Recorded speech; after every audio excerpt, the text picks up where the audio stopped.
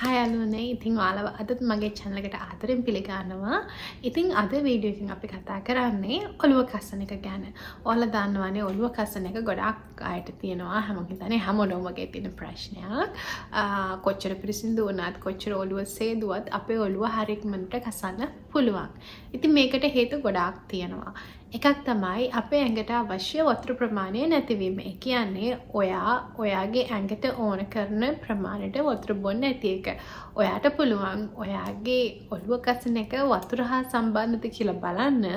ඔයාගේ අතේ හැම මෙහෙම ඇදලා අත්තරියම හැම පහලට බහිනවා නම් ඒ කියන්නේ ඔයාගේ ඇඟට වතුර වල ප්‍රශ්නයක් නැහැ. ඉතින් ඔය මෙහෙම අදලා ඇත්තරියම හැම පහලට යනතු චුට්ටක් ඉස්සිලා තියෙනවා නම් ඒ කියන්නේ ඔයාට ඔයාගේ ඇඟට වතුර අවශ්‍යයි. ඉතින් ඒක හේතුවක් වෙන්න පුළුවන් ඔයාගේ ඔළුව කසන එක.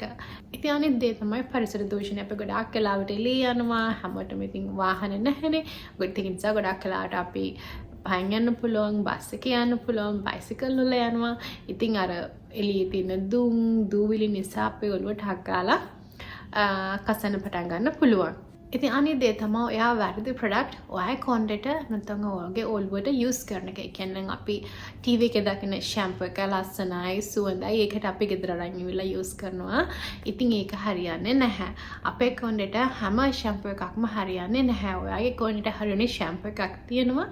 ඔයාගේ කොණ්ඩේ වීලි කොණ්ඩයක් නම් ඔයා ගිහිල්ලා ගන්න ඔයාගේ කොණ්ඩේට හරියන මොයිස්චරයිස් එකක් තියෙන ෂැම්පූ එකක්. එහෙම නැත්නම් මොයිස්චර් එක දෙන ෂැම්පූ එකක්. ඔයාට හොඳ ඔයිලි කොණ්ඩයක් තියෙනවා නම් ඔයා බලන්න ඕනේ ඔයාට ක්ලෙන්ස් කරන ෂැම්පූ එකක්. ඉතින් ඒක නිසා හැම තිස්සෙම බලන්න ඔයා ගන්න ෂැම්පූ එක මොන වගේද ඔයාගේ කොණ්ඩෙත් එක්ක යන ෂැම්පූ එකක්ද කියලා. ෂැම්පූ එක විතරක්ම නෙමෙයි ඔයා වෙනත් ප්‍රොඩක්ට් වගේ ඔළුවට යූස් කරනවා නම් පොඩ්ඩක් කෙයා කරන්න. ඒකත් හේතුවක් වෙන්න පුළුවන් ඔළුව අධිකව කසන එකට. ඒ වගේම ඔයා ගන්න ලෙඩකට බෙහෙත් ඒ වලින් අපිට මේ වගේ දෙයක් ඇති වෙන්න පුළුවන්. හැබැයි ඉතින් ඔයාලා බලන්න ඕනේ දැන් ඔයාට කවදාවත් නැතු එක පාට ඔළුව කසන්න පටන් ගත්තා නම් සමහර වෙලාවට ඒක බෙහෙත් නිසා වෙන්න පුළුවන්. නමුත් ඔයාට නෝමලි එක තියෙන දෙයක් නම් ඒ කියන්නේ ඔයාගේ ඇඟේ තියෙන වතුර ප්‍රමාණය අඩු එහෙම නැත්නම් පරිසර දූෂණය වගේ දේවල් වෙන්න පුළුවන්. ඒ වගේමයි ඔයාට දද හෝ තව දෙයක් තියෙනවා පොතු කබර කියලා. ඔයාලා අහලා ඇති නිකන් මෙන්න මම මෙතන ෆොටෝ එකක් දානවා. මේ තියෙන්නේ පොතු කබර. මෙන්න මේ වගේ තියෙනවා නම් ඔයාගේ ඔළුව කසන එක ගොඩාක් සාමාන්‍යයි. ඉතින් ඔය වගේ තියෙන කෙනෙක් නම් අනිවාර්යෙන් පොඩ්ඩක් බලන්න පොල් තෙල් දානකොට සමහර වෙලාවට ඔයාට පොල් තෙල් වලින් මෙන්න මේ වගේ දෙයක් වැඩි කරන්න පුළුවන්. ඉතින් ඒක නිසා හැමතිස්සෙම ඔයාට පොතු කවර හෝ දද හෝ තියෙනවා නම් චුට්ටක් එයා කරන්න. ඔයා යූස් කරන තෙල් එක මේ වගේ දේවල් වලට යන්න නැති වෙන්න පුළුවන්. එතනදිත් ඔයාගේ ඔළුව කසන එක වැඩි කරයි. ඉතින් දැන් ඔළුව කසනවා කියන්නේ ඉස්සුරි කියන එකම නෙමෙයි. ඉස්සුරි කියන්නේ වෙන දෙයක්, ඔළුව කසනවා කියන්නේ තවත් දෙයක්. ඉතින් ඉස්සරි ගන්න මේ අද කතා කරන්නේ මම කතා කරන්නේ ඔළුව කසන එක ගැන. ගොඩක් වෙලාවට ඔයාට මේ වගේ ඔළුව කැසිලකදී ඔයාගේ නියපොතු යටට වෙන්න පුළුවන් නිකන් ඔයිලි පවුඩර් වගේ දෙයක්. එහෙම නැත්නම් ක්‍රීමි දෙයක්. ඉතින් මේ වගේ දෙයක් කියන්නේ ඔයාගේ ඔළුව මම අර කිව්වා වගේ පරිසරයේ හෝ යම් දෙයක් නිසා ඇෆෙක්ට් වෙලා තියෙන්නේ. ඒක නිසායි ඔයාගේ ඔළුව කසන්න පටන් ගන්නෙ. ඉතින් මේ වගේ දෙයක් නැති කරගන්න හරිම ලේසි. නේ ඔයාගේ ඔළුව කසනවා නම් ඉස්සරි නිසා නෙමෙයි. නොමලි ඔළුව කසනවා නම් අපිට මොන වගේ ට්‍රීට්මන්ට් එකක්ද ගෙදර තියෙන දේවල් වලින් කරගන්න පුළුවන් කියලා.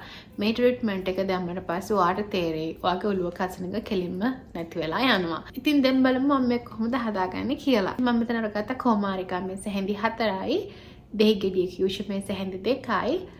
තෙල් මේස හැන්දයි. මෙතනදී ඔයාලට තියෙන ඕනම විදිහේ ඔළුවට දාන්න පුළුවන් තෙල් එකක් යූස් කරන්න පුළුවන්. හොඳම තෙල් එක තමයි ඔළුව කසනවට පොල් තෙල්. ඉතින් මම මෙතන අරගත්තේ පොල් තෙලුයි රෝස්මෙරි තෙලුයි මික්ස් කරලා. ඉතින් ඔයාලට නිකන් පොල් තෙල් දාන්න පුළුවන් කිසිම ප්‍රශ්නයක් නැහැ. මේක දාලා ඔයාලා තියලා තියන්න පැය එකමාරක්. ඉතින් මේක පැය එකමාරක් තියලා normal සීතල වතුරෙන් සෝදලා දාන්න.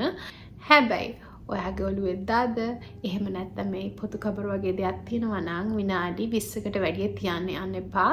මොකද අධිකව කහන්න පටන් ගනී. ඒ වගේමයි ඔයාට ඒ වගේ දෙයක් තියෙනවා නම් දෙහි යුෂ තේ හැඳි 2ක් විතර දාන්න. ඊට වැඩිය දාන්න යන්න එපා. ඉතින් normal ඔළුව කහන කෙනෙක් නම් මේක දාලා පැයකමාරක් තියලා තියන්න. ඔයාලට මේක hot oil treatment එකක් ඔය කරන්නත් පුළුවන්. මේක දැම්මට පස්සේ ඔයාලට පුළුවන් කොණ්ඩෙට ඔළුවටත් එක්කම shopping bag එකක් එහෙම නැත්නම් shower cap එකක් දාලා තියලා තියන්න. පැයකමාරක් ගොඩාක් හොඳයි කොණ්ඩෙට. අනික කොණ්ඩෙට දානකොට ඔයාලා ඔළුවටයි කොණ්ඩේ අගිසි වෙනකම්ම දාන්න. මේක complete treatment එකක් විදිහට. එතකොට එතනදී පොල් තෙල් ටිකක් වැඩි කරගන්න. ඔළුවට දැම්මට පස්සේ තියෙන ඉතුරු දෙහි ටිකටයි aloe vera යූජි ටිකටයි පොල් තෙල් චුට්ටක් එහෙම නැත්නම් ඔයා කැමති වර්ගයේ තෙල් චුට්ටක් දාලා වැඩිපුර කොනට දාගන්න. ගොඩාක් හොඳ treatment එකක්. ඔයාලා මේක දාලා සෝදනකොට පුළුවන් නම් baby shampoo වගේ දෙයක් use කරන්න. ගොඩක් හොඳයි කොණ්ඩේට. ලොකු ගණන් වල shampoos වලට යනට වැඩිය baby shampoo එක අපේ කොණ්ඩේට ටිකක් හොඳයි. මොකද බබාලයි කොණ්ඩේට හදන එකක් නිසා. නමුත් වැඩිපුර shampoo දාන්න යන්න එපා. එකපාරක් තමයි හොඳම shampoo එක. ඔයාලට තියෙන්නේ ඔළුවට shampoo එක දාලා ටිකක් bubbles එනකන් හොඳට massage කරලා ඊට පස්සේ සෝදලා යවන්න. ඊට පස්සේ conditioner එක දාන්නත් අමතක කරන්න එපා.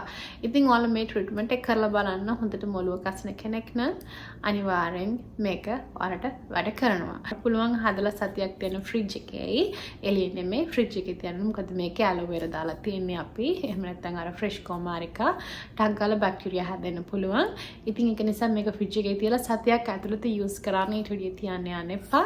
මොකද bacteria හැදෙනකොට ඒක අපේ ඔළුවට ආවොත් නැවතත් ඔයාට වෙන ප්‍රශ්නයක් ඇති වෙන්න පුළුවන්. එහෙනම් ඉතින් අදට සමගන්නවා. ඔයාලා මගේ channel එකට ආලොත් නම් subscribe කරලා එකතු වෙන්න. like එකක් දාලා comment එකක් දාලා මතක කරන්නත් එපා. මාත් එක්ක රන් ඉසිටට ගොඩක් ස්තුතියි. එහෙනම් ඉතින් අලුත් වීඩියෝ එකකින් හම්බෙන්නතර මම අදට ගිහලා එන්න. ඔයාලා ඔක්කොටම සුබ දවසක්.